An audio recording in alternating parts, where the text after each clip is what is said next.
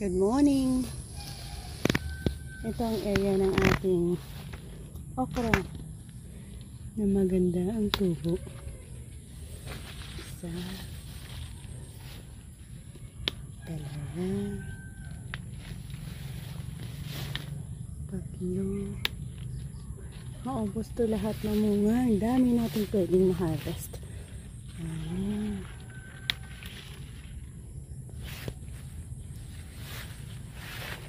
Pito. So, pito ang ating nakuha sa ayan ito. Actually, medyo madami na tayo nakuha. Dahil sa nauna natin kinuha ang area na opposite side dito.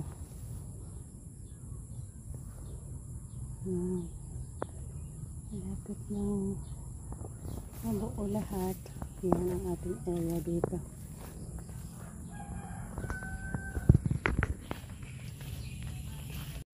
Ano kadami ang ating harvest sa bago natin itinanim na okra. Not bad.